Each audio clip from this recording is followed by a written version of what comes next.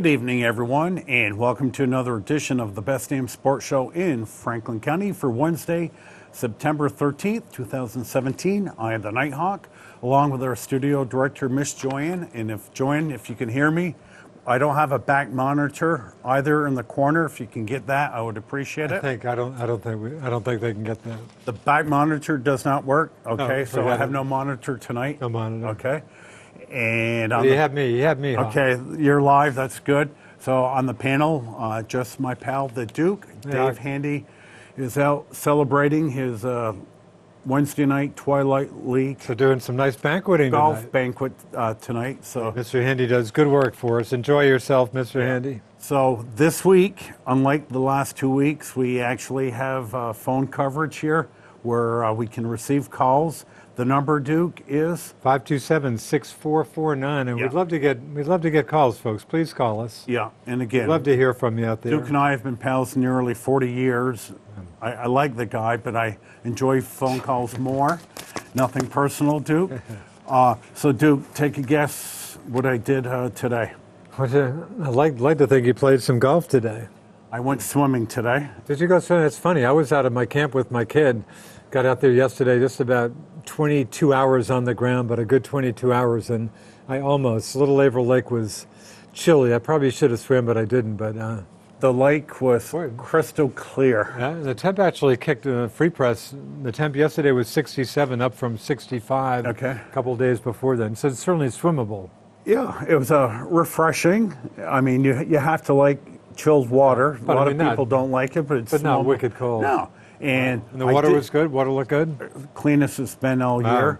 And I will tell you, not that we put much faith in a 10-day weather forecast, but there was no precip forecasted for the next 10 days.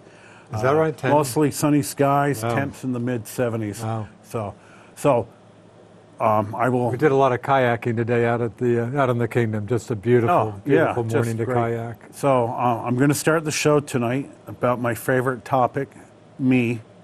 So I'm at Champlain Country Club last evening with my good friend, longtime friend of golf partner, Mr. probably Whittemore. about 35, 40 years, Joe Whittemore. Yeah.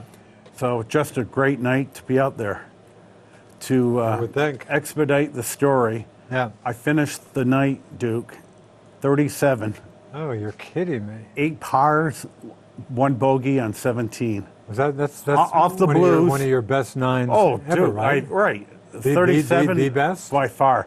And I Wow. told my wife I will never off the blues. off the seniors. I told my wife I will never ask God for another favor. Wow. As long as I live. So 8 pars and one bogey. Yeah, 17, and that's the hardest hole. Tough hole. And my hands The were blues getting don't do you slippery. much good there, So I if anything. took my drive, Duke, Wow. and the club slipped off my hand. Then I put my black gloves on.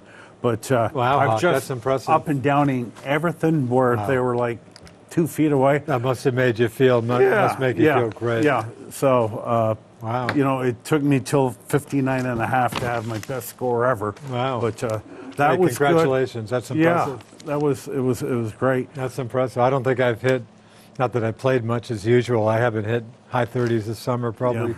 42 is about my best effort. Yeah. So that was good. And The again, course is nice shape, good shape. finally, we've been playing in extremely soggy grounds. Of course, we got a plethora of rain last week. Yeah. And as I like to think of the summer of 17, it was the month of May for the whole summer. That's just the way I'm going to remember. Is that right? But So no amount of good weather now can get over your fairly bitter this feelings. week and next week, Will it's help. pretty sweet. Will definitely help. So the big news story of the week is the tribe of Cleveland, the Indians. Fucking 20 straight? 21. They won today, 21. 5-3. Wow. So Cleveland has 21. Would you be a little concerned that we talk about teams trying to peak at the right time. This is obviously a very good team, but boy, I would almost be a little concerned about law of averages setting in right Duke, about that now. was my follow-up question after we give them all kinds of kudos and slaps on the back is we're 2.5 weeks away from 21 in a row. Is that tie a major league record? yes, it did tie. It broke the AL record, maybe tied a major league record. And I can't remember the record if it was way back when. Yeah. I don't think it was any time recent. Wow. But But Wow. if I'm a Cleveland Indian fan, I mean, it's all about peaking at the right time. Yeah. Now, They're a obviously right. a very good team. 3 of the top winners, Chris Sale is up there. You got Kluber tied with Sale, I think, 16 wins. Trevor Bauer. Kluber's got, unless Kluber screws up big, Kluber is obviously the Cy Young. If the vote was Maybe not tonight, obvious, yeah, he's gotta but be. but it's by about that much. But Sale has faith. His last game was a good game, but last month or so he's had some Yeah. terrible starts. And Scherzer didn't have a good game last game, Yeah, I and forgot him about and Scherzer. him and Kershaw are about that far apart themselves.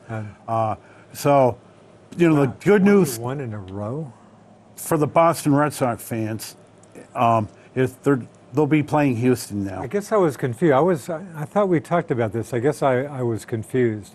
I thought the Red Sox wanted Houston to have the best record, in which case they'd play Houston, but no, they want Cleveland the best. They want Cleveland to have the best record. The best record will play the winner of Guess the that makes sense, the Minnesota wild card game. Yankee game. The presumed Right. Minnesota Yankees game. And Cleveland being hot, and Cleveland arguably the best starting staff in the American So that League. looks like it's going to be Cleveland And at this I've point. seen Cleveland play this year. I've seen Houston play this year. I just think Red Sox will have a better chance by playing Houston. Not only that, Duke, of I course. agree. You played Cleveland last year, Yeah. so just for a change of No, pace. I agree. I don't want to go near Cleveland before I have to. And with Houston, Verlander pitched the second game, Yeah. and he looks like he had We're we have good. a call. Good evening. You're the first caller tonight. In fact, the first caller in 3 weeks on the Best Damn Sports Show in Franklin County. Hello. Good evening. Hello, Good caller. evening. Good to hear from you. Thanks for hanging in with us. Yeah, no problem. Yeah, I have to agree. Cleveland right now is the team to beat. If Yeah. you go, you don't win 20, 21 games by luck. No. Their pitching is peaked, and the playoffs started today. They have 5 starting pitchers Wow. that could go.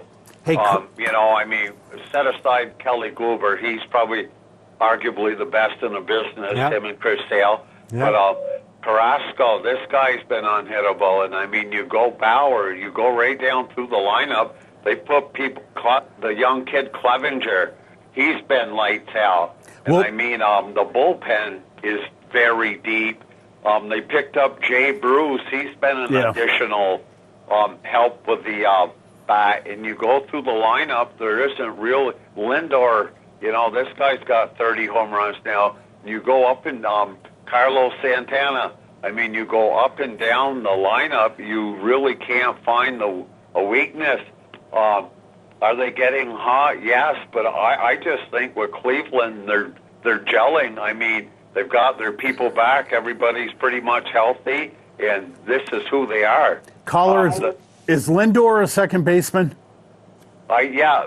Okay. Lindor, I think, is second, and isn't it Kipnis at shortstop? Yeah. So you got a second baseman hitting 30 home runs. That's crazy. All right. Wow.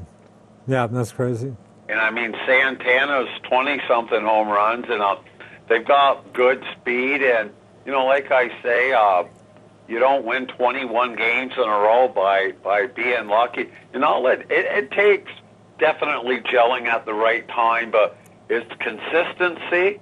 And that's what scares me with the Red Sox. We'll put a little streak together, then we'll bog down for 3 games, I don't mind win 2 or 3, lose 1, then snap right back. But we just seem to get stuck in the mud sometimes along the way. Like tonight, we're down 6-1. Really?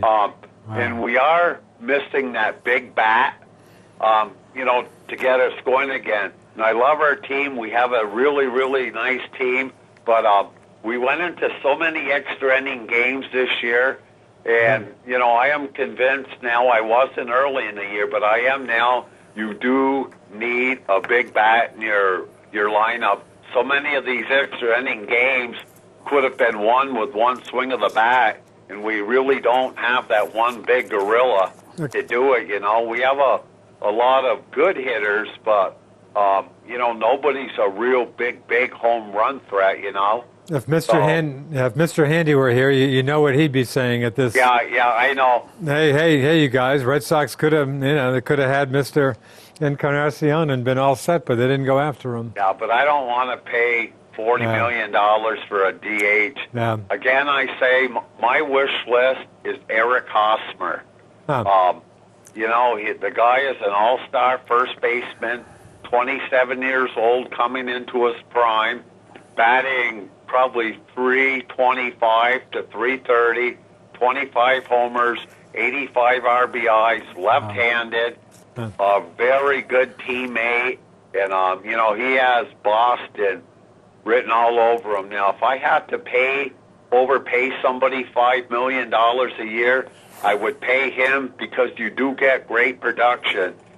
He would never be one of those, like, why did we sign this free agent? Yeah. Eric Hosmer is as steady as the sun coming up every day. I do hope, the Red Sox do put him on their wish list as well. Is he a free agent? Yes. Oh, he is. Okay. Him and Mike Moustakas. And at the All-Star break, I guess it's bad luck to the Royals now, but at that time they were in the hunt.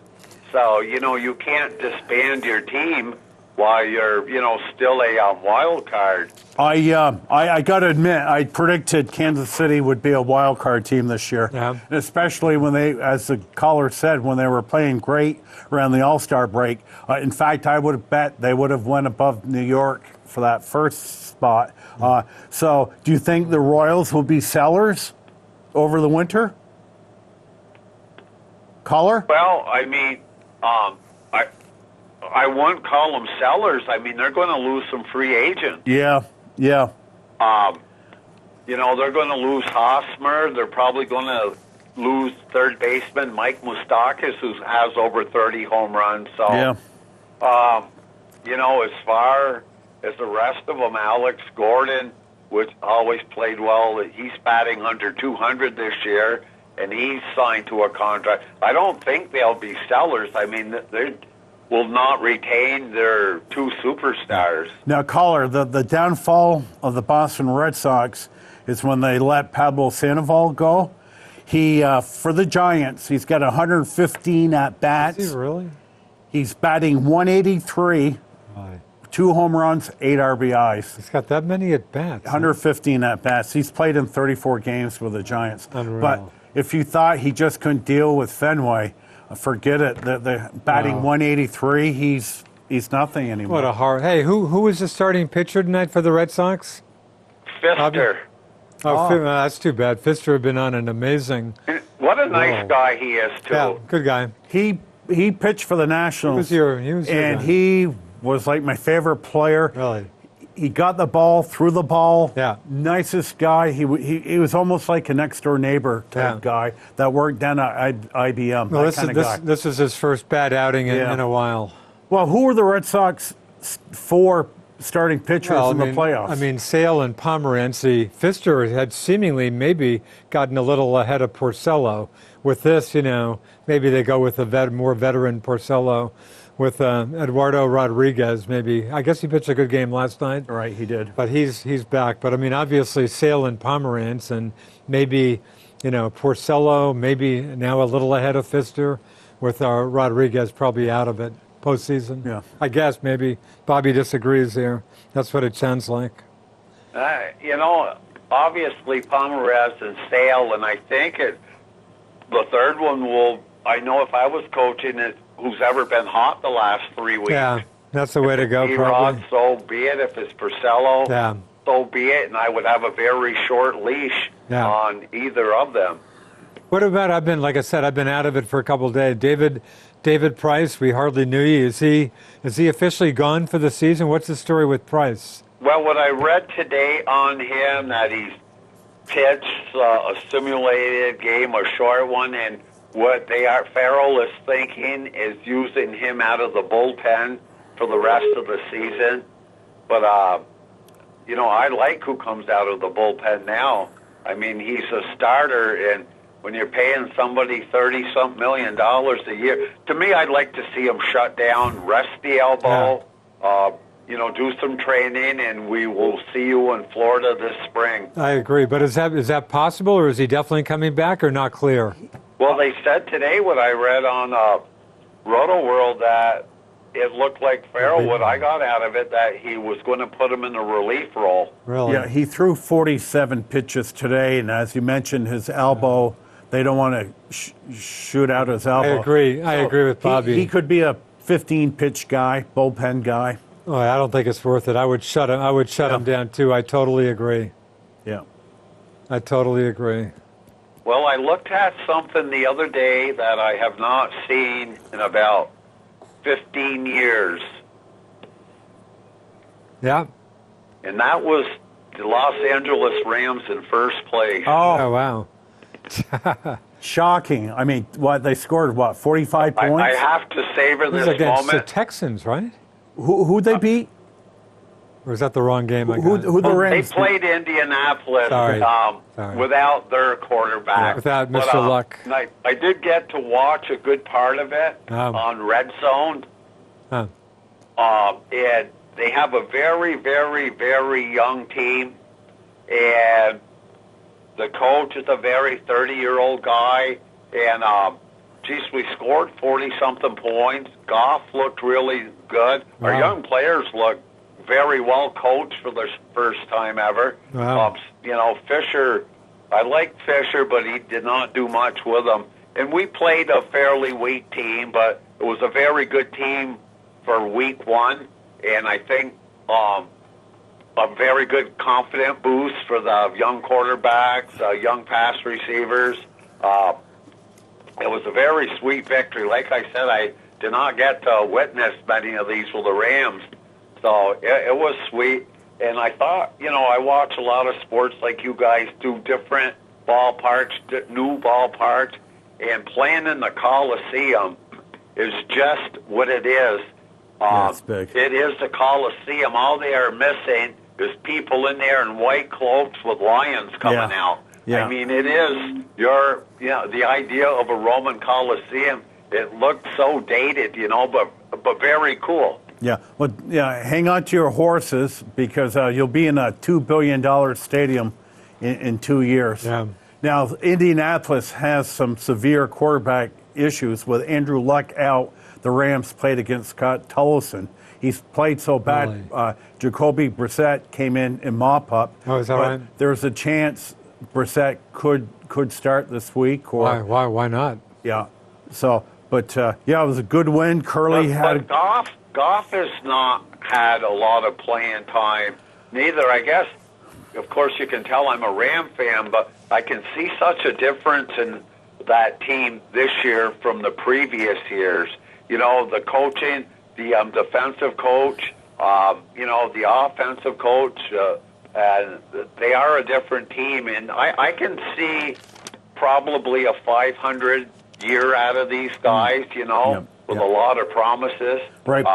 So it is exciting. Yeah, plus you have the best defensive tackle in football back on your team next week, Aaron Donald. So, they did get him back. Yeah, you're right. He didn't play last week, so he'll be playing Sunday. So he's come back into camp. Oh, okay. I did not know that. Yep. Did he come back, or did they do a new contract with him? They did not redo his contract. Because I think he's in his last year of his rookie. It must. Because, I think he only gets like $1.5 million, where on an open market, he's probably worth around $15 million.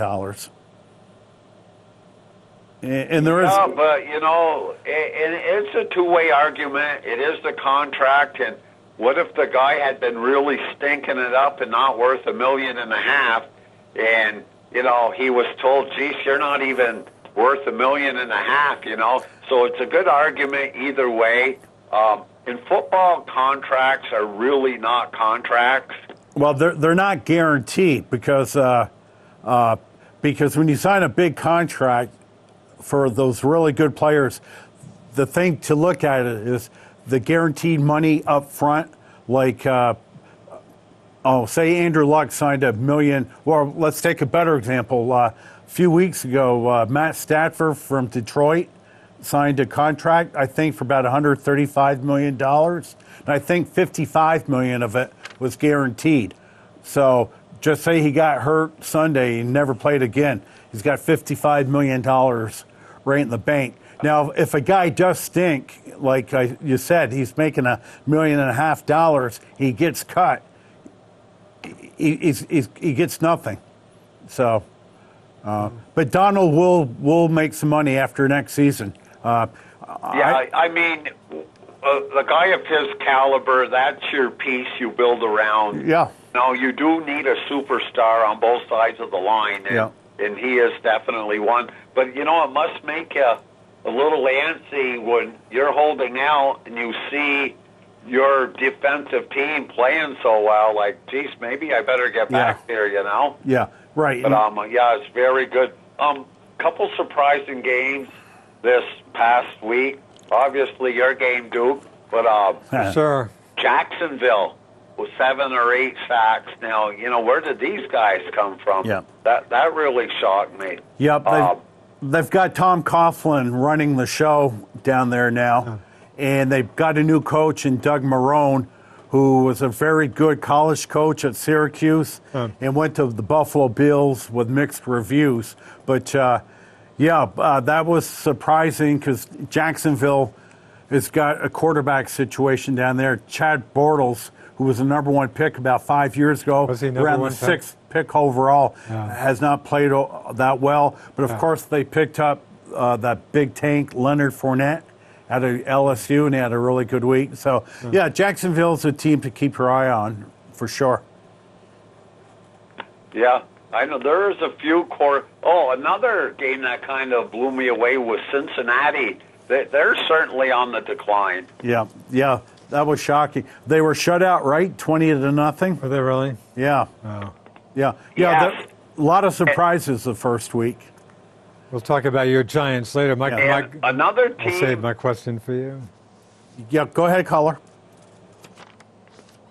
Yeah, another team. It's a great team, but they always seem to play not much better than they have to, is Pittsburgh.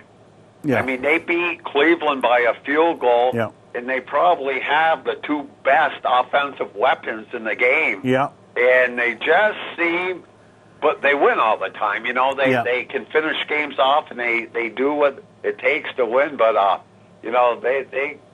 not a big Pittsburgh fan, but these fans must hold their breath sometimes. Yeah, because I think Pittsburgh's the only viable team against New England this year for the AFC Championship. So, anyway. Yeah, agreed. Yeah, for sure. Now, Duke, have you been reading up? Is New England ready to fire back this week, or have they been knocking some heads around? I guess, Bobby. I was out of my camp in the Kingdom, so I've been totally out of it for a couple of days. But, I think the Boston folks try not to overreact. The Patriots, 2 of their Super Bowl years had horrible losses at the start of the season. But boy, it's in fact, my question to you, Hawk, was going to be at the start of the show or now.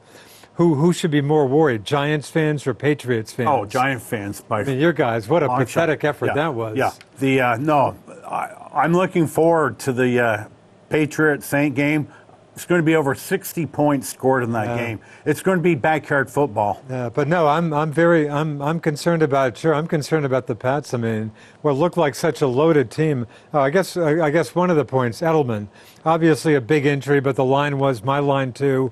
Hey, they've got enough talent that they'll get past Edelman. But what I'm hearing in the wake of their, especially at the end of the game, I mean, the Patriots usually, it was like watching Duke getting blown out late. It almost never, ever happens. They just didn't have late fight in them. But the word from Edelman is that his attitude, he was like one of the few guys on the team during practice. If somebody wasn't, he would get in your face. Yep. So in addition to being Brady's favorite guy, it sounds like he was even Brady talked about it after the game, attitude. Yep. We got to have a better attitude. Yep. So I think the Edelman injury maybe. You love a guy that leads by example. Yeah. But that said, I mean, boy, usually I wouldn't like to be playing the Patriots a week after they have a bad loss. But, but there's some concern. I mean, if you're going to lose the game, I think the first game of the season is a very good wake-up call, and it kind of shows you what you have to do. Yeah. I agree. And Kansas City's a good team. I know what I meant to tell you had I seen you on the golf course Sunday.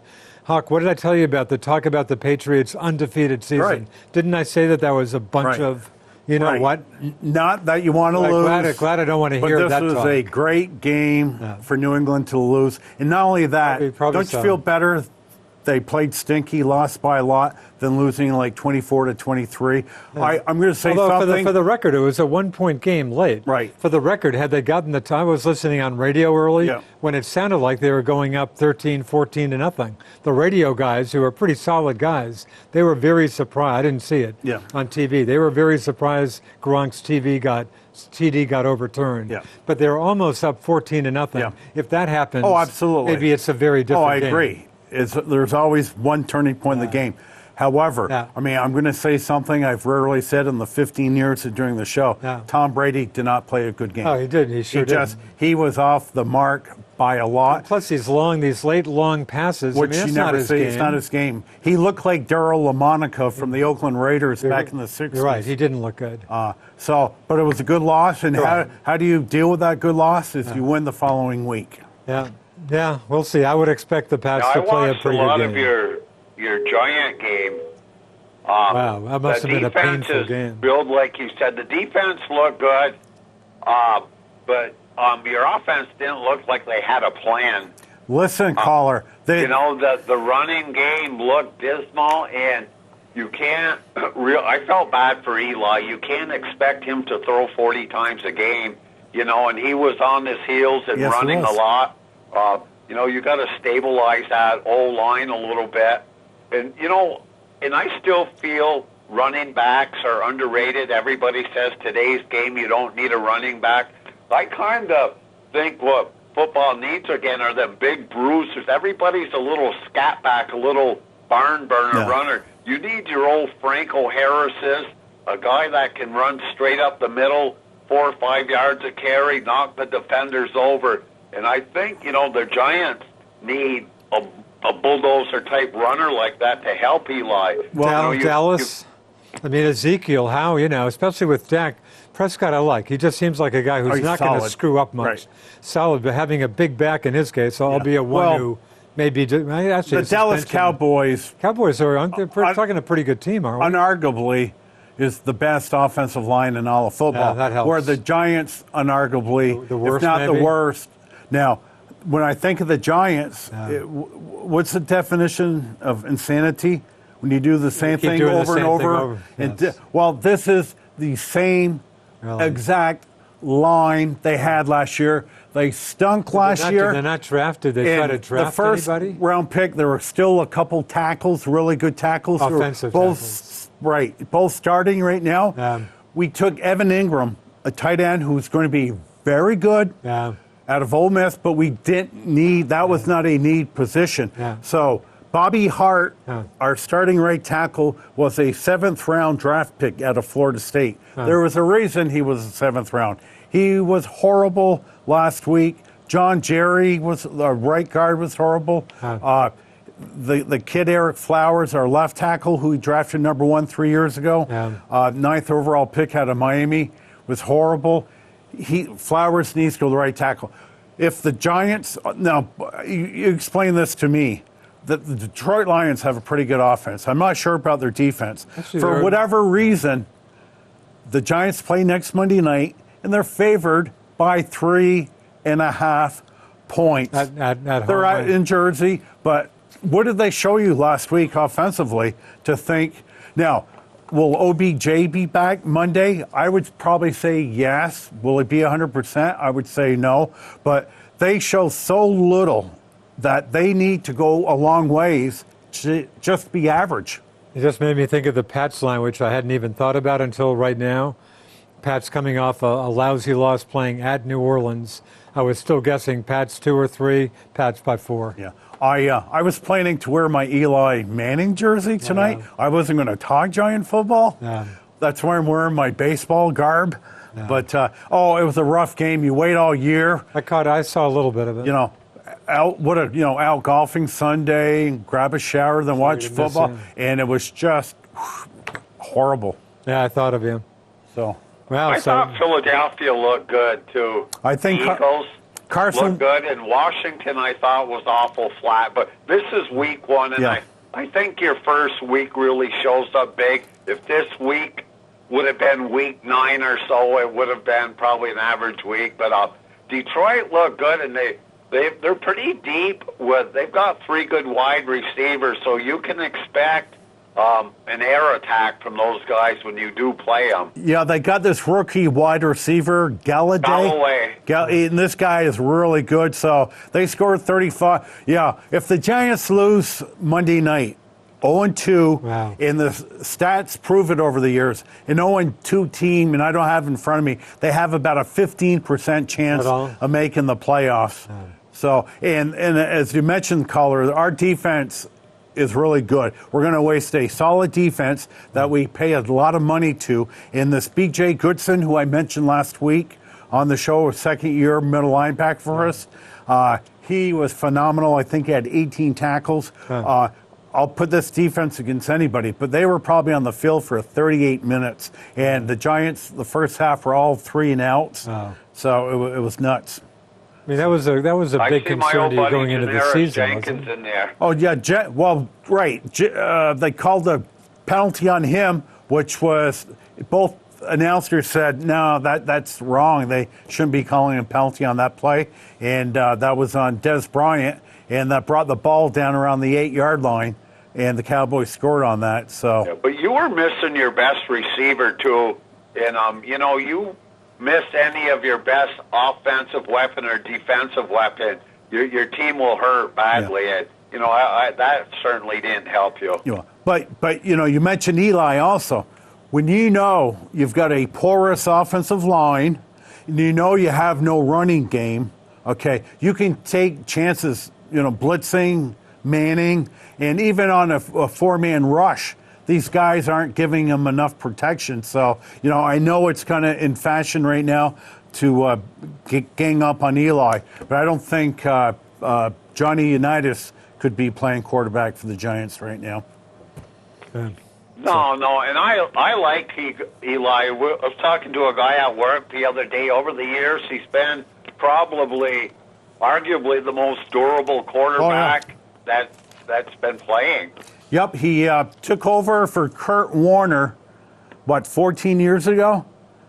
The Giants got Kurt Warner, and we had we got Manning in the trade with the Chargers on draft day, and Manning took over for Warner, and he's played 200 or 201 straight games. Really? Only his brother Peyton's got 208. Is that right? Brett Favre's got 297 That's straight games, impressive. which will never be broken. So, okay, caller. Impressive. Another good game was Green Bay and Seattle was a very good game, too. Yeah. Green Bay pulled away at the end, but it was super good. Yeah. Very good football. Yeah. So, okay, caller. Hey, Okay, we'll let you go. You guys have a great night. thanks for checking in. Thanks a lot. Bye-bye. See ya. 527-6449 to be on the Best Damn Sports Show in Franklin County. We get some more calls. Yeah, folks. we appreciate the callers. Look, you know what you could be doing next July 4th? I'd you be could- down in Washington, D.C. And you know who you'd be watching? Boston Red Sox are You're down right at on top of Nats that. Park, second, third, and Kind of fourth. sorry they're not back at Fenway because it might get me to Fenway again. Yeah. Now, Duke, we talked about, and I'll talk to you on the air instead of off air, about going down to Boston. That was on my list for posts. Is that gonna? Is the ticket Not going price to do going? it. Ticket prices are crazy. You're on the way up high. But you're not. I hope you're not. But you're not. It's not not a gonna blame- monetary thing. No, it's more. Just that sounds like it's not worth it. One of it's on a Wednesday night, so you and I would Not a- miss the show. Not a good night. And bumming around, we like to walk in Boston. Yeah. In middle of January might not be my favorite time of the Yeah. year. And Not another really thing, one, so it's a Tuesday or Wednesday. it was or a Wednesday. Wednesday night gig. We got a good Okay. call. Good evening. You're on the Best Damn Sports Show in Franklin County. Hello. Now, why would you pass over the player of the week, Mr. Bradford? Well, he had a good, as in Minnesota QB. He had a great Player week. of the week. Yeah. A fair question. Yeah. Do you know what, Fitz? With Bradford there for training camp, which he was not there, he got traded to Minnesota last year, about 2-3 days before the start of the season. So Yeah, I know. with Bradford actually knowing the system this year, and I think He's they're got his old college coach with it. Yep, and they got a nice Philadelphia Eagles coach. Dalvin Cook, your new running back. So Yeah. Minnesota could be a good team. If you remember last year, they started 6-0, 5-0. They had a great start. Yeah, Teddy Bridgewater, is he elsewhere? What happened to His him? injury was so devastating. I don't even think he's physically capable Is that right? of playing at this We point. might not even I see don't him think again. he'll be back. Right. Is that right? You don't think he'll ever be back? I don't think he'll ever be back. Now, Really? Duke, I wondered, are you sitting next to a sandbagger by any chance? I'm sitting next to a guy who got a 37 at Champlain Country Club, but I'm not sure that was your question. Well, I know, but that's not typical of the past. Has there been any sandbagging going on there? Well, if you had seen me play 2 days earlier, that 37 might have been a 57. It was just, A 30, wow. lightning struck that yesterday. That's great, all, Hawk. That's all I That's can unreal. say. I do that Well, maybe that's a once good every score, couple Duke. of summers. Congratulations. Yeah, thank good you. job, Hawk. Good job. score. Now, gentlemen, I just wanted to call something to your attention and your listeners. Yeah. There's a first-class graded vintage sport cards store half-mile north of the golf course in the Red Barn. Oh, yeah? Is this a Yeah, new... my daughter converted that from storage to, she's got 18, I should say, cubicles, 110 square foot, and there's all kinds of Really? antiques and stuff. And I have a card shop in there, and Wow. Montgomery vintage schoolhouse toys. Wow. That's And that's some nice signs, some old rare signs. Yeah, that's a good barn. I've actually used that barn in the past. I mean, the old store used to be a storage barn, correct? Yeah, now it's beautifully done. Bobby Wow. Samar did all the work. Wow. Thanks for And, mentioning that, Fitz. That sounds like my kind of place. Well, you got to go in everything in there, Duke. And if you guys want to part with anything that Yeah. you think we might be interested in, In fact, let us know. Might be in as early as tomorrow. Is it open just regular hours during the week? Well, it's open Monday, closed Tuesday, Wednesday, Thursday, Friday, Saturday. Sunday, she's there from noon until 5. And what are the hours like tomorrow? What are Thursday hours? 9 to 6. 9 to 6. Wow, you might see my buddy Alex and myself tomorrow. Now, Well, Montgomery. good, that'll be good. It's called Revival. Okay. Great. There's a new sign on the front lawn, Great. Of and course, it's really nice. Then I need Nighthawk or somebody to come up and show me about. I got a bunch of rookie Canadians from Parkhurst cards, 16, 17. I haven't followed hockey for a couple of years, so I don't know their rookies. Okay. Yeah. I Stop know. in sometime, Duke. and Stop interesting. in. That sounds great. Yeah. I think the business has been pretty good. The antiques are moving well, and Huh. it's wide open. It's very, very nice. You can walk down through by 18 cubicles. They're all rented. Wow, Every that's one of great. them are full. That's great. What? Fitz, you mentioned Montgomery. Of course, I go back to the Montgomery schoolhouse. My Yeah. old late friend Dan Woodward, Yes. former That's state right. rep, ran as an independent for governor. Of course, he was at beautiful wooden toys. Is that what you're talking about? Yeah, that's what I have. I don't have. Really? I don't have the Montgomery Schoolhouse merged with Maple Okay. in Middlebury. I don't Oh, yeah. have those. I have the old vintage. Really? I bought 140 pieces in Eden the other day. Really? Wow. Yeah, and some lady worked there, and I'm looking for more all the time. If anybody knows of anybody, I'm buying them. That's a long drive to Eden. Wow. Well, I was up there on a Monday morning at 9 o'clock. Wow. Well, I I mean, had, it's to run, not. I had to run away from the moose. How? Did you see a moose? No. But That sometimes is- I do when I'm up that way. That's moose kind. I just got back from my camp in the far reaches of the kingdom. Didn't see any big critters. Saw some turkeys, but no big critters. That's bad. It's dangerous. Yeah. Now listen, Nighthawk, I want you to start paying attention to those Vikings. Yeah. I shall. Well, let's see. But again, Nighthawk made the good point that last year, I mean, my buddy Alex is a Vikings fan.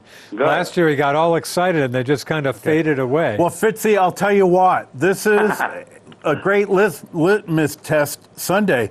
you're playing Sunday afternoon, 1 o'clock at Pittsburgh. Oh, wow, that's a tough game. Pittsburgh's a powerhouse. Go Minnesota. You beat Pittsburgh. Save me some room on your bandwagon. Really, go Minnesota. Pittsburgh's favored by 6. Really? Bradford, yeah, that'd be a good one. I'm quite impressed with this kid, Bradford. I think he plays quite well. Yeah. Well, he's not a kid anymore. No. But former first overall pick. Really? And, Yeah, he was. Yep. With the. I was surprised they got him when they were in such a tough position, and people had their backs against the wall, and they were able to get this kid away from Philadelphia.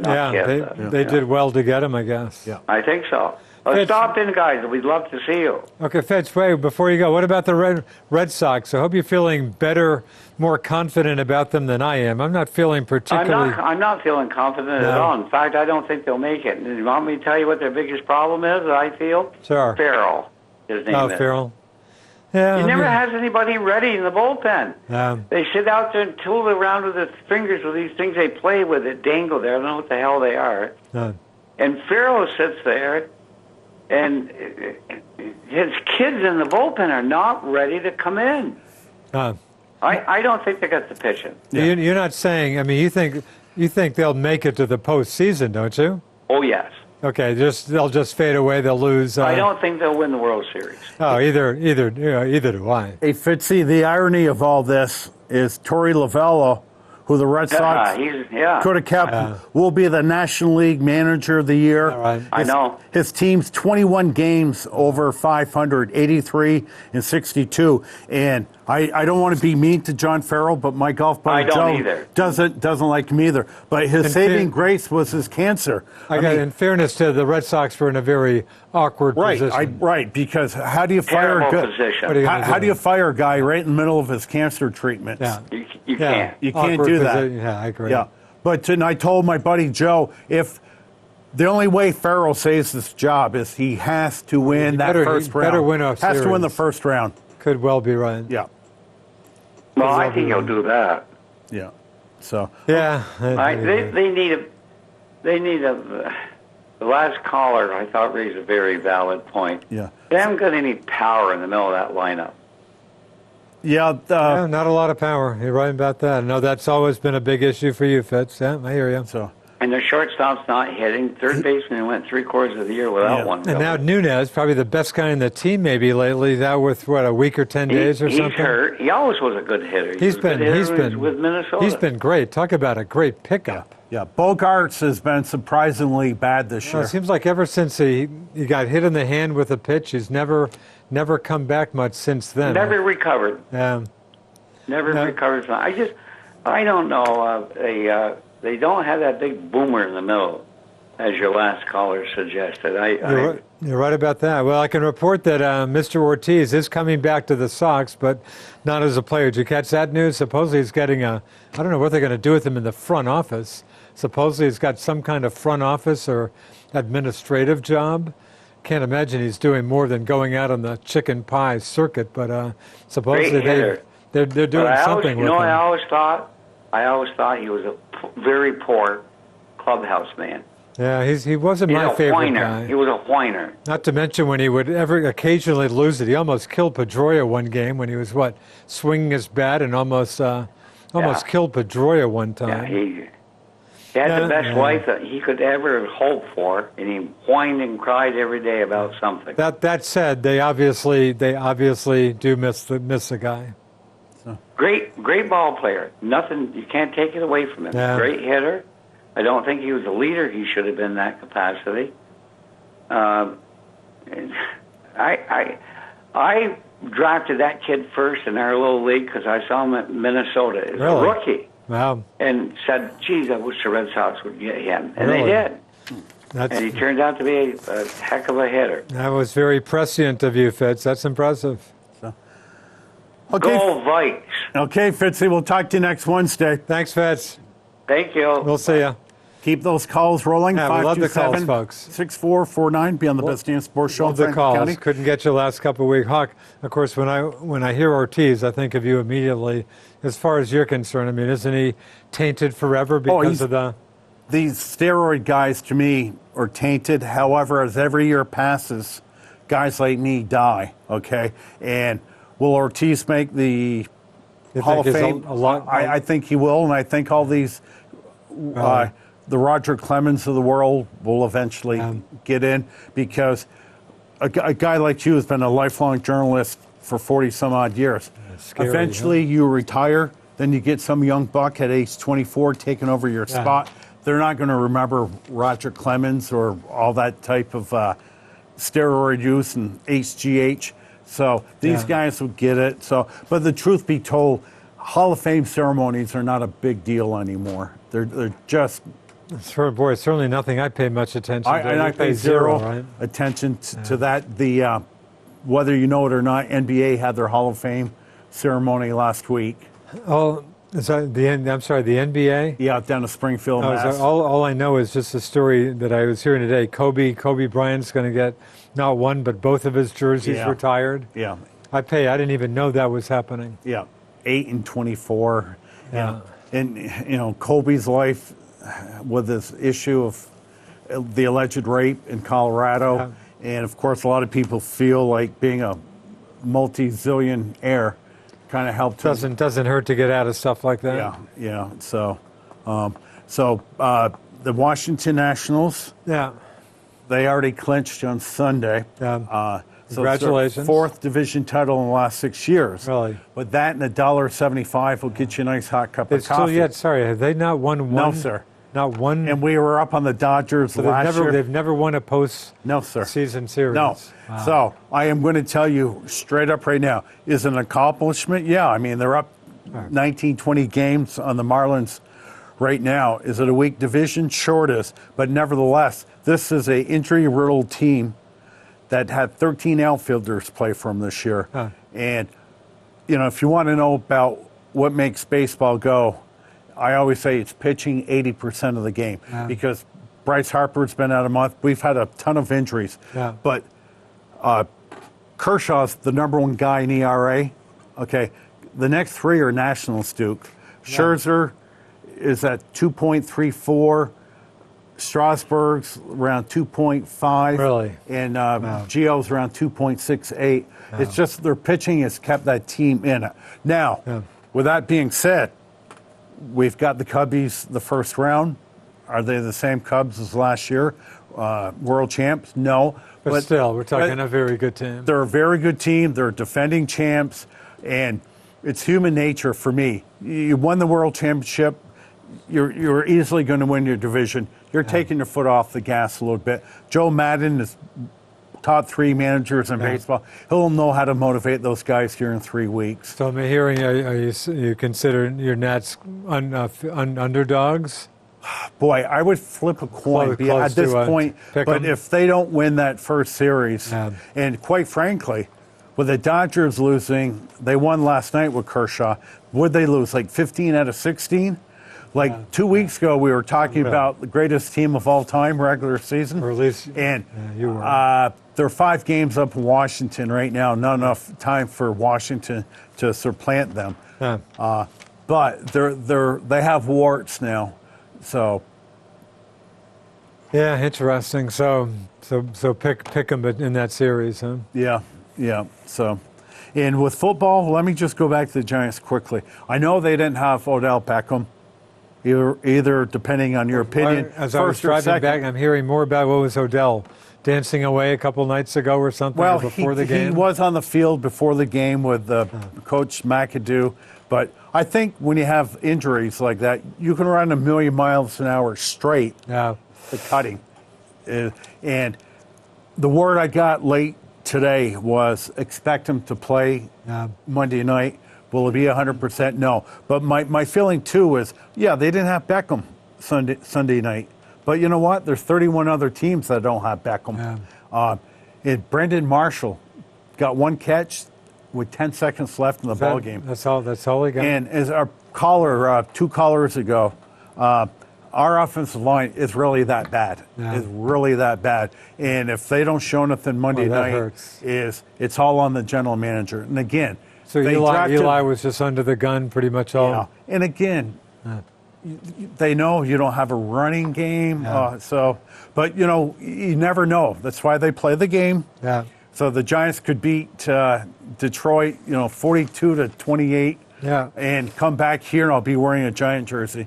But just lots to talk about here. Hockey training camp opens Friday. Is that right? Friday? And we're talking games even next we're talking week? Monday night. Next 5 nights from now, folks. Montreal and Boston. How can they have the first game that are playing in Quebec? They just don't practice that much.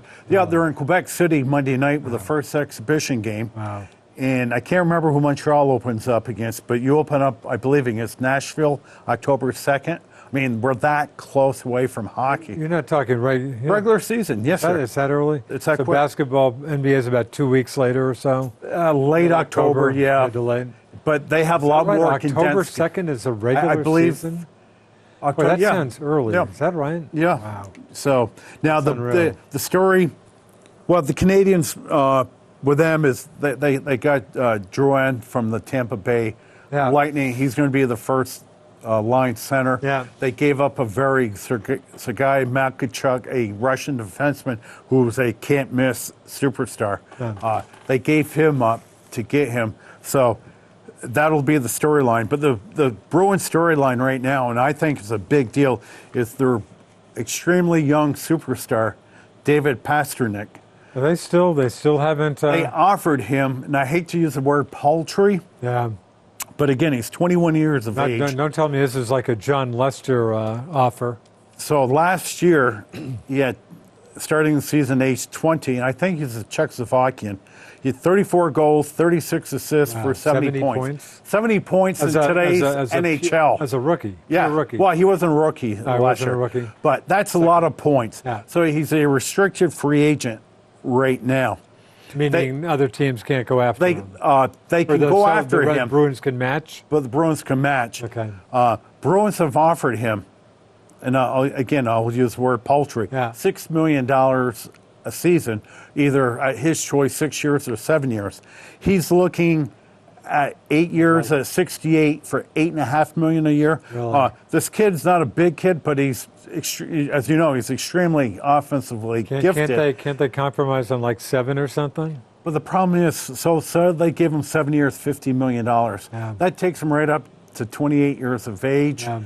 And if the salary cap goes up, he's going to feel like he didn't really get his money. Yeah. So his choice is to sit out the season, right? What are his choices I'm not sure what he's going to do. He can obviously do that. He's got a lot of standing offers from the KHL. Now, keep in mind again, the KHL, right? The Continental Hockey League out of Russia. Keep in mind he's a Czech, okay? And as you know, in Europe, everybody thinks Europe's big, but all these countries are about that big. You drive through them in a couple hours.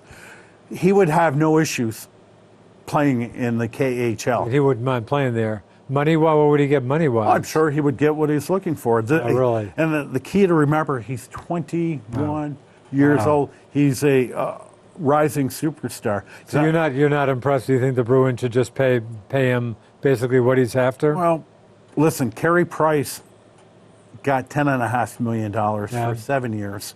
And I realize a goaltender is more important than any player out there, and Carey Price arguably is the best goaltender in the world. But the Bruins haven't been that good the last couple of years.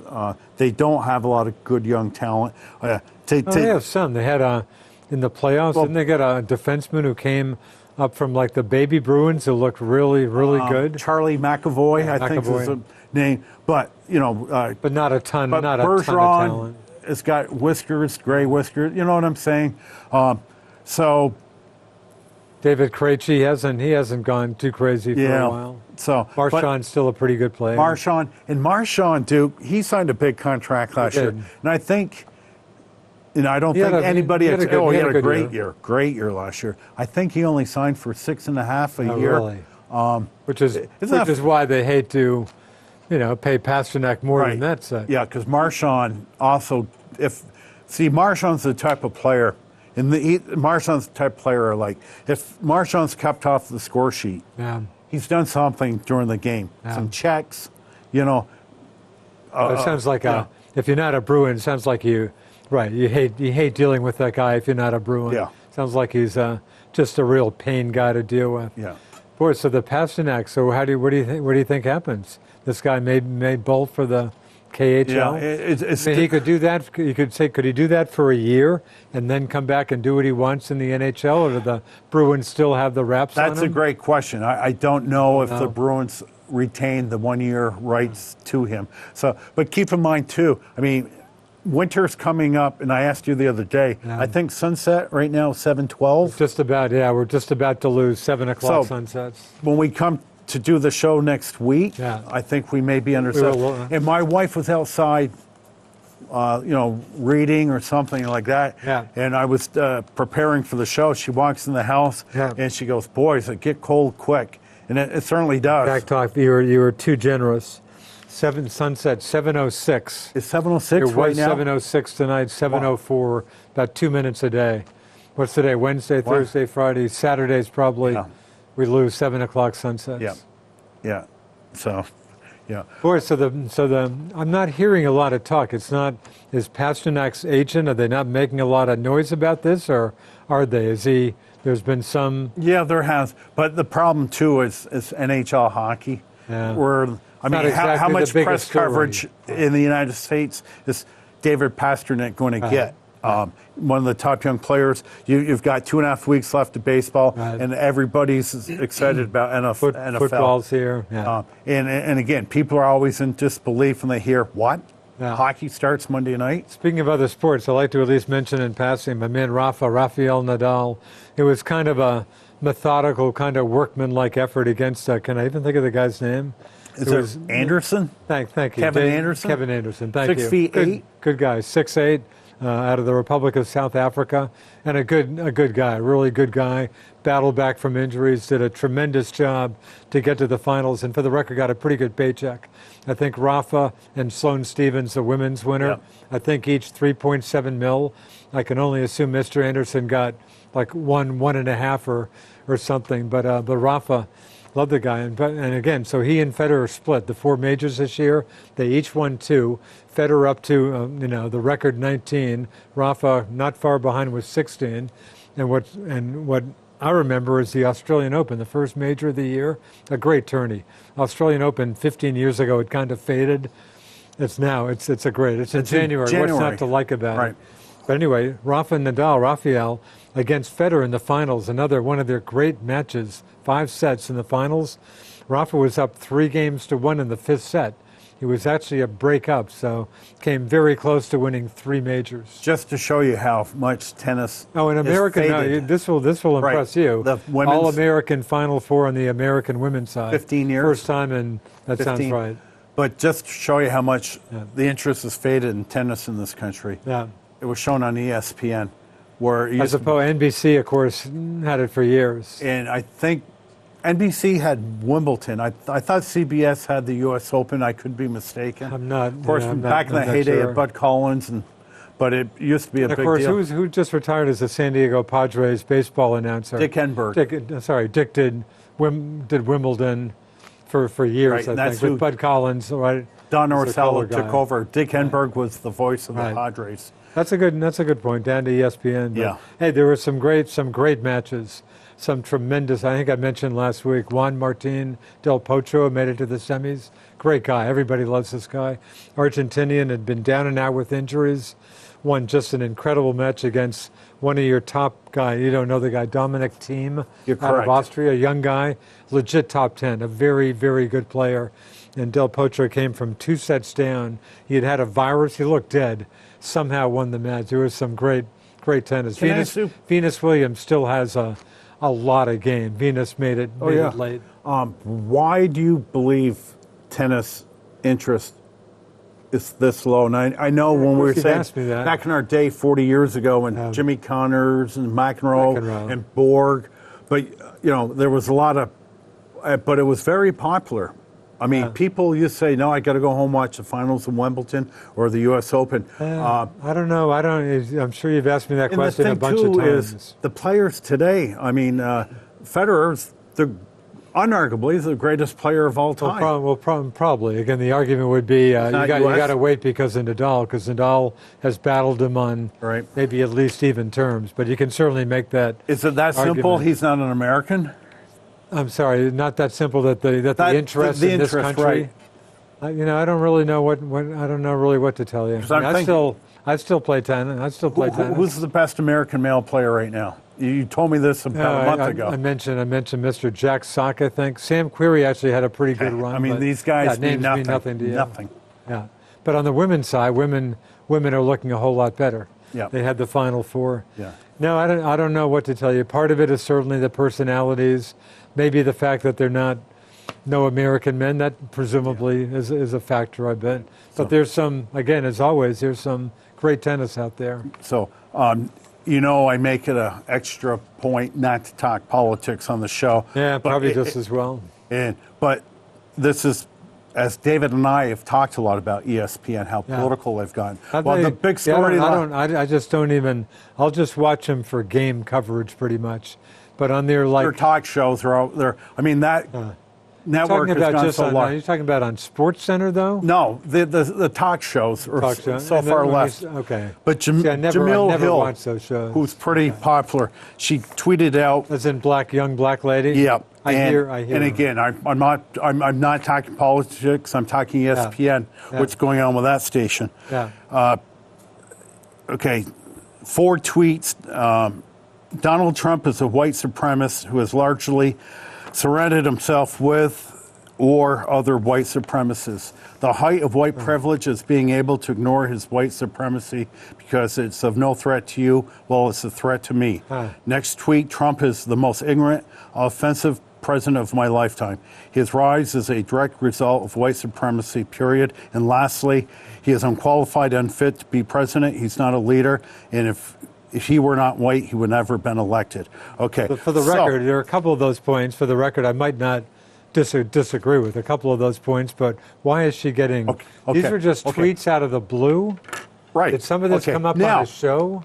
She has her First Amendment right to say that. However, the way she's treated, ESPN came out with a statement, this issue has been addressed to her. To her. Right. No suspension, no nothing. Now, Linda Cohn, who's been there forever, highly competent, just a great... She was on a radio talk show in New York City, Ben and something, and I should have made a copy. And they asked her that question about ESPN's extreme left-leaning tendencies. And she kind of agreed to it. It has happened. I bet she got the president of ESPN caught her in the hallway the next day and told her, no. Keep your mouth shut about that? You're not working today. You go home. You're suspended for the day.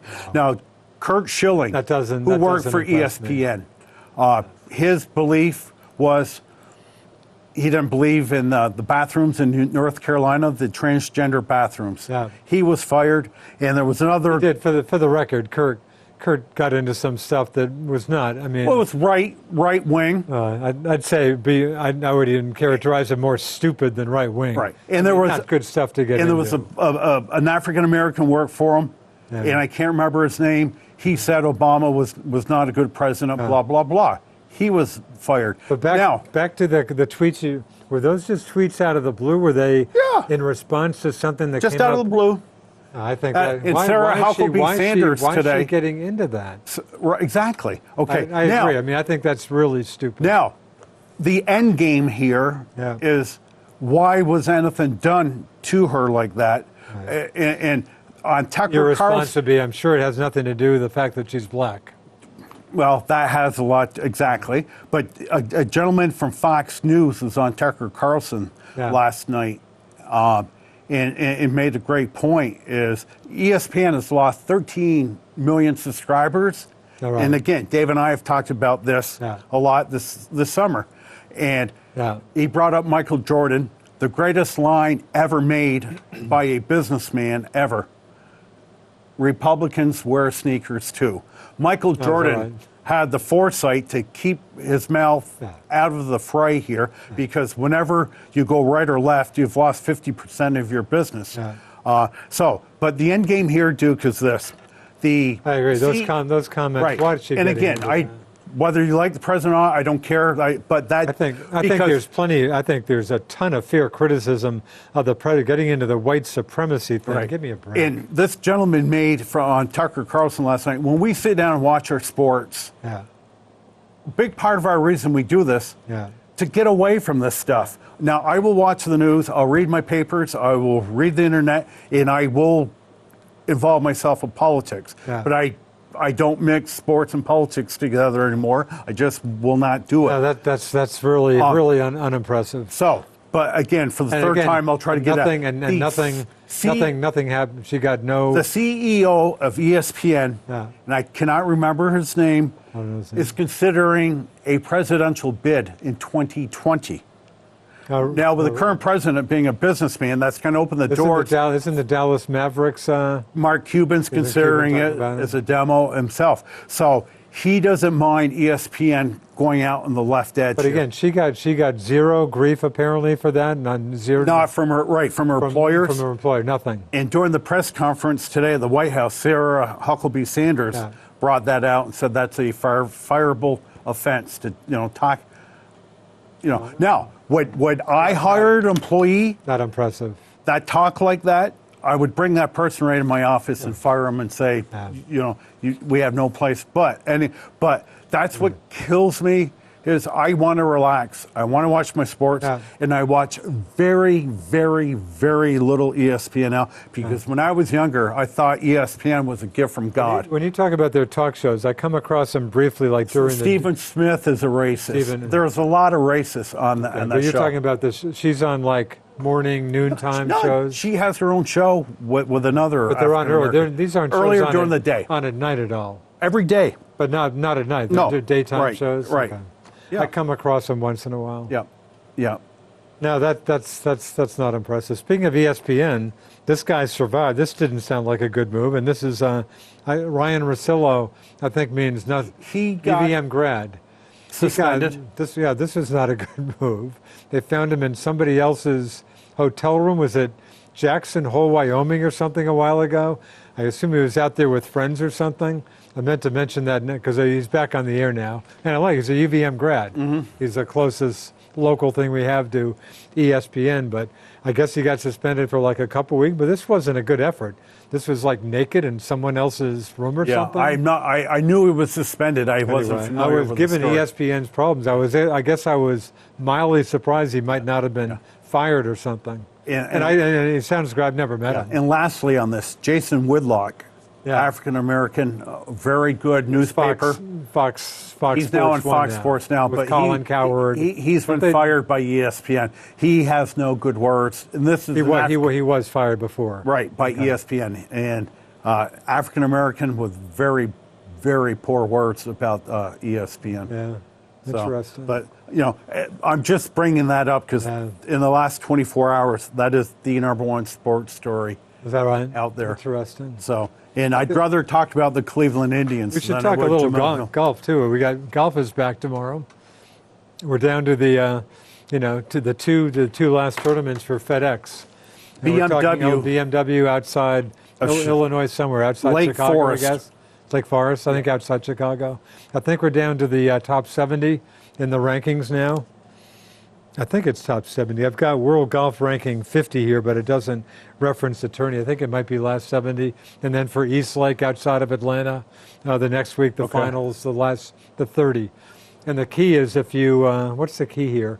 If you're in the top 5 going into East Lake, if you're in the top 5 going into the last tourney, any one of those top 5 wins the 10 mil if they win the last one, if they're in the top 5. And of course, the following week, one of our favorites, the President's Cup. No, that's a good point. That follows. Wait, is that? I'm trying to remember where that's going to be held. I think it's in the U.S. this year, but I can't it is. I can't remember. I should know that. And that's the United States? Against not Europe. The rest of the world outside Europe. So when we have the Ryder Cup, it's U.S. versus Europe. So if you're a great young golfer, like Jason Day, for example, he's not. So Day's going to be playing. You think so. In the President's Cup. Anybody outside Europe. Yeah. And that's always a lot, even if you're not a golf fan, it's team golf match I mean, play. President's Cup certainly doesn't get up to the stature of the Ryder Cup, but it's cool. Hey, speaking of golf, guess who was in you? I mean, I'm sure you didn't watch probably 1 second of tennis, but in Rafael Nadal when he won his 16th major, just a couple of days ago, guess who was in his box? Who the camera showed on a cup? Speaking of golf, Tiger. Yes, right. Tiger was there. Yeah. Looked like he was sitting by himself the times they showed him. Yeah. Just a thing I love about tennis that I've mentioned a bunch of times. I mean, these guys, some of these matches have been incredible. There's these 5-setters. Again, Nadal Anderson was pretty methodical, but I'm still impressed. Of all the poor sportsmanship you see all too often, the tennis guys, they really seem to, when they get up to the net, hey, I want to, whatever. They just seem to have an appreciation for the other guy. It's always nice to see. And in their post-game remarks, they almost always make a point of saying, hey, I mean, Rafa, hey, Kevin had a tough year. He battled back from injuries. Great job. I'm sure we'll see him back. It's just nice to see that. Should we expect, or I'm not sure if I'm phrasing this right, the golf season opens in less than 4 months in Hawaii? Of course, you're not even maybe purposely talking about the wraparound season, right? But for the record, the new season, the silly starts season, early. or whatever you want to call it. But it's the official start of the season, right? It is actually technically. It is, so it's not really silly.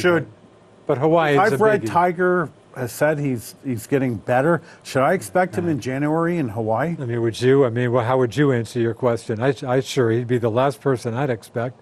You got to think he's probably hoping, but. Boy, given what he's going through. And as I said before... I got to think, I mean, if you're Tiger, aren't you afraid you're going to go out there and just embarrass me?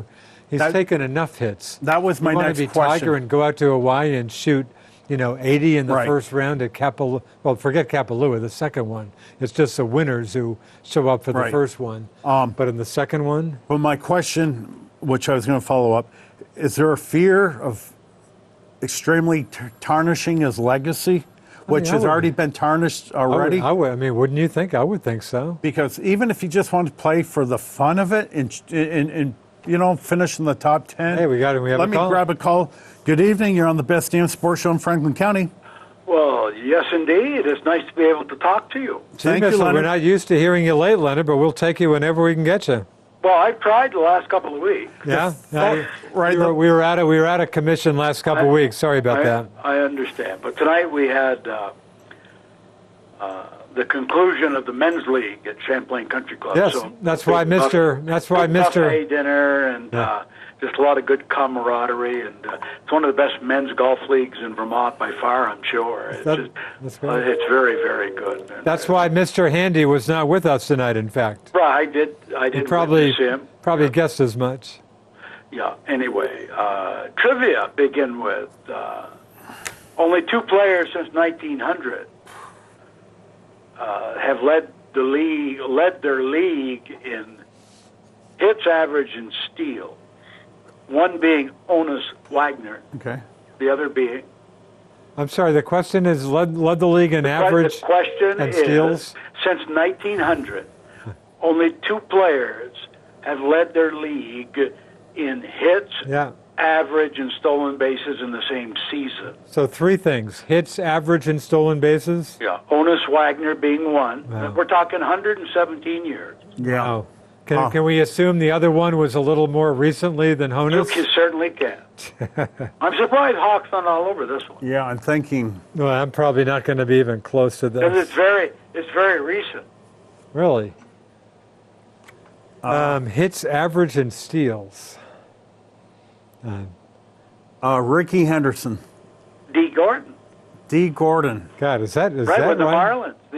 The first year he played with the Marlins. That was 2 years ago. Then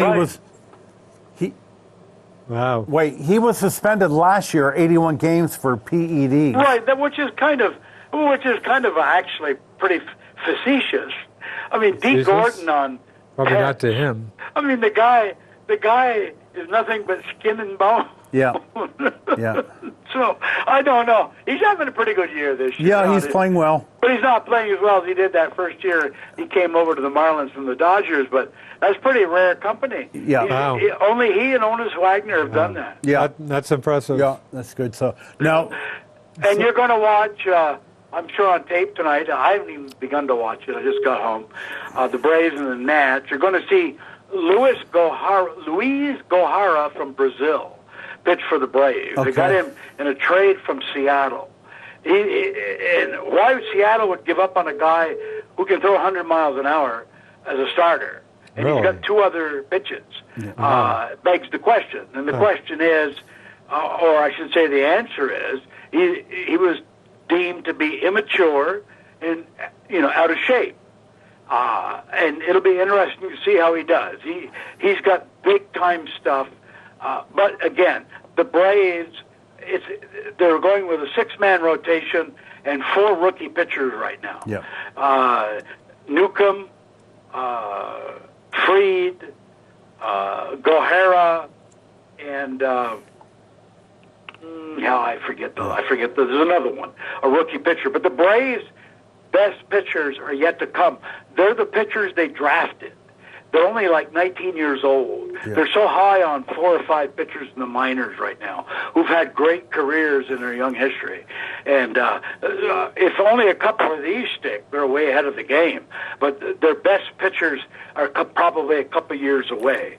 And nobody would believe this. I think they're only 4 wins away from having as many wins as they did last year. And they're the best team in the major leagues. Hard to believe for a team that is so bad. They're the best team in the major leagues offensively from the 7th inning on. Yeah. Really? There's no team that beats them in the American League or the National League in terms of offense from the 7th inning on. Yeah.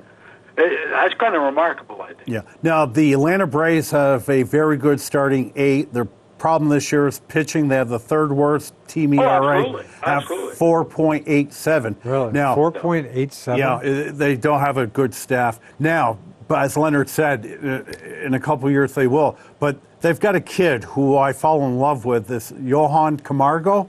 He's playing... Right, and he's only... he may only turn out to be a utility player with us. But Leonard, he's got 19 doubles. And he's he's a great hitter. I love him. I love him. But I mean, they got so much talent. They don't know where to put them all. And this kid at second base, Albers, looks like a Hollywood movie star. Oh, Albie is right. He's going to be there for a long time. Yeah, you got Freddie Freeman. If he was playing in Boston or New York, would be one of the greatest. I mean, you have a very... We got Baseball America's minor league player of the year, who's 19 years old. Right, Ronald Acuna.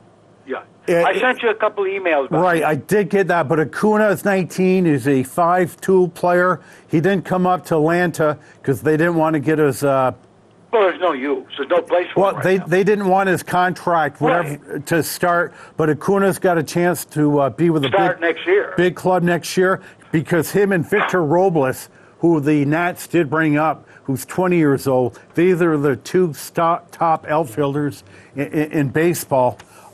So if Atlanta can Band-Aid themselves and get a couple pitchers in the offseason, Leonard, they could be a wild card team next year. Well, I'm not too concerned about that. I think we're still 2-3 years away, but I think we're going to be quite a very good baseball team in 3 years. Yeah, really. And we got a third. Camargo. I mean, where do you play him? Swanson has played very well since going down and coming back. Now, he's a legit baseball player. He's a legit baseball player. You got Freeman at first. You got Albies at second. Yeah. You got Swanson at short. At third base, their best player is down in Double-A. His name is Austin Riley. Chipper Jones compares him to Bob Warner. He had 25 home runs this year. Yeah. And he strikes out 1 every 4 times at bat, but for a home run hitter, that's what you expect. That's what you expect. And Austin Riley is the third baseman of the future for Atlanta. Yeah. So you got all these guys. You got this Camargo guy. I love this Lane Adams they brought up. Yeah. Been in the minors forever. Yeah. Getting the chance to play in the major leagues. He might be the fastest white man in baseball. Yeah. man, he's got tremendous speed on the bases. Yeah, Trey Turner's the fastest white guy in baseball. Really? From Washington, yeah. Well, I'd like to see him run then. No, but I'll tell you what, if I was managing the Braves, I think Camargo's a better defender than Swanson. I'd put Swanson. He is. He's got a better arm. I would put Swanson at third and Camargo at short.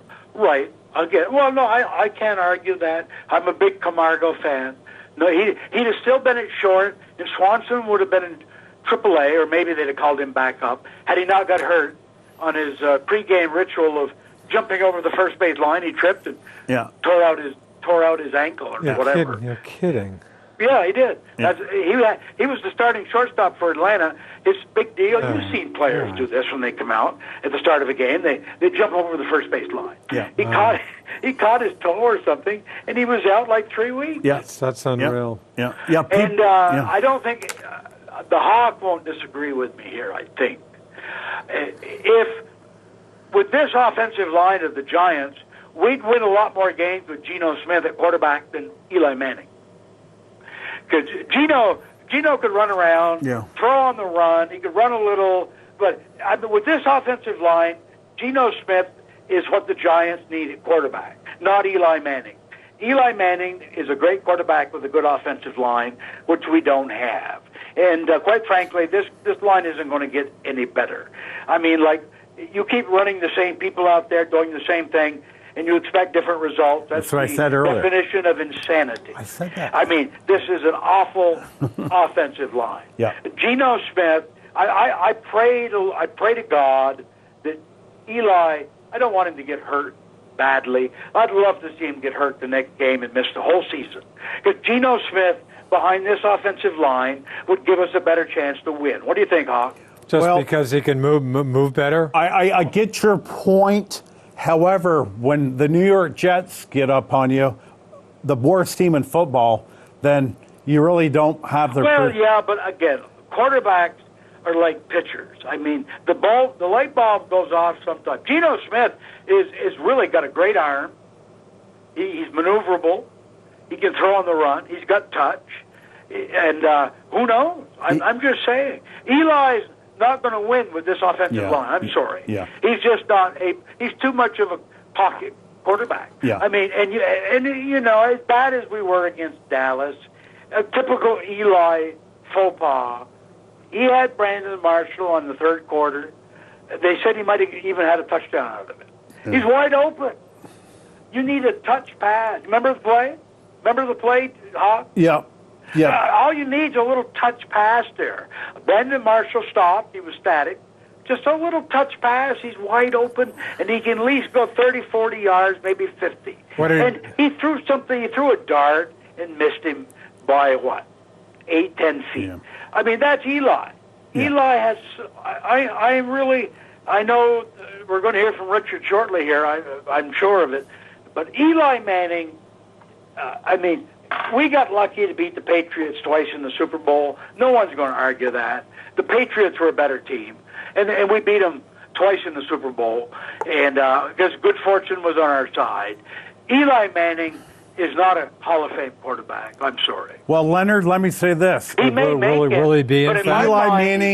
Eli Manning will be in the Hall of Fame. This was 2 Super Bowls. Right now, he's in the top 10, around 7th in yardage, touchdown passes. He's a 2-time Super Bowl MVP. Well, right, but not with this offensive line. Well, right. No, but I will tell you right career. now, Leonard, if Eli goes down, it's not Geno Smith you're going to see. It's the Giants quarterback of the future. Oh, he's not quite ready yet. Well, right, not this week, but just say it's week 10. Davis Webb out of Cal. I hope so. Right, we drafted him 3rd round. I'm hoping that will be the guy in the future. I've read good. Well, I hope so too. But Eli, with this offensive line, it's if you were a CEO of a large corporation and you got stockholders to answer to, and you got to keep your share price up, you sit Eli with this offensive line. I'm sorry, that's just the way I look at it.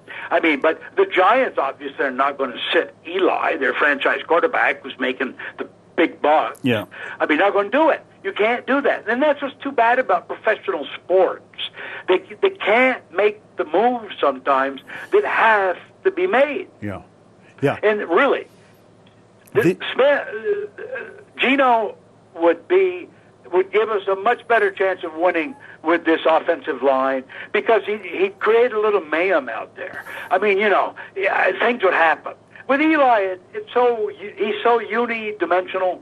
I mean, he's so predictable. He played well with a good offensive line, and it's been the last 4 or 5 years without an offensive line that he's done poorly. The last good offensive line we had was when Coughlin's son-in-law was playing. Yeah. Well, let me say this, Leonard. Do you think Tom Brady would perform well behind the New York Giant line? Well, better than Eli. Well, he's a better overall quarterback, but right, more accurate. Yeah, but things looked as bad as it possibly could get last week. So I'm just hoping, praying that. Well, it won't get any better. We really don't have a legitimate running back.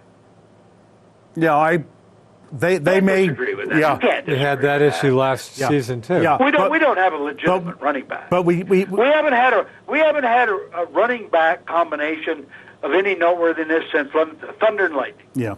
But that was Tiki Barber and what's his name, the other guy?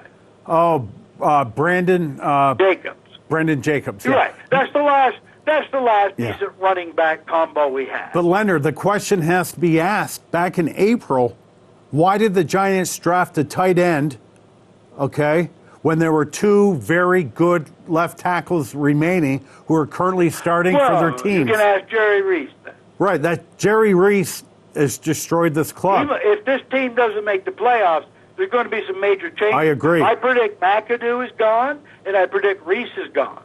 Okay. Spagnuolo will stay. Because the defense is good. Well, I said, good defense. We gave up one touchdown.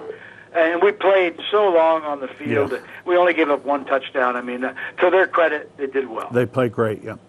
So, but that's about all I have to say. Okay, Leonard. Yeah. Thank you. Good night. Thanks, Len. 527-6449. Be on the Best Damn Sports Show. I want to at least mention, Bree, we're almost out of time. Vermont Lake Monsters. Not only a good season, they're in the championship series. They're playing, the game's probably over now. They were playing tonight on the road against Hudson Valley Renegades, I guess, but they're home tomorrow night for game 2 of this best of 3 game series. And I suspect, my guess is I might even think about going down. I would suspect a full house tomorrow night. You'd like to think so. It's a great evening tomorrow night, and it's sounds not like chilly. A beautiful night. Temps in the 60s. 7 o'clock start, and if they split the first 2 games, they play the third game here, I assume the next night, I think. But their first championship series in 21 years. Yeah. They won it 21 years ago as the Vermont Expos. Yeah. So good effort by the Lake Monsters.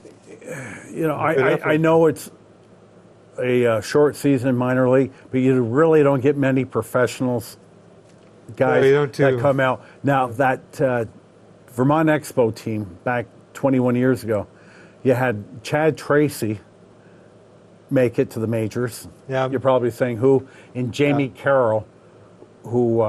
in fact, I heard his name referenced. He didn't make it to the majors until he was like 28 years old, and he hung around for about 10 more years as a utility player. But it averages maybe 1.5 players a year will ever make it to the major leagues. But there of course been some bunch of good players who have gone through Centennial, at least passed through. The difference between short season, and it should be a short season because the weather doesn't. But back in the day when the Cincinnati Reds had their Double-A team. Boy, that was Double-A. And Double-A, forget Triple-A. Double-A is where you want to harvest 1 minute. Boy, the general manager. My watch must have stopped. Yeah, it's 1 minute. Oh, I had so much more to talk Cincinnati about. Reds had a very nasty guy who was the guy in Vermont. But that was Chris Double-A Sable, baseball. I think Paul O'Neill came through there. Is that right? Wow. Dude, I was pacing myself here. I didn't even get into the Wall Street Journal MVU football. Maybe next week. Well, MVU football, home game, Saturday night under the lights. I'm sorry. That will conclude the show. For Joanne, the Duke, I am the Nighthawk. And until next Wednesday night, remember, you don't have to be a great athlete to be a good sport. Good night. Go Sox. Go Dukies. Beat up on those Baylors. Go Duke.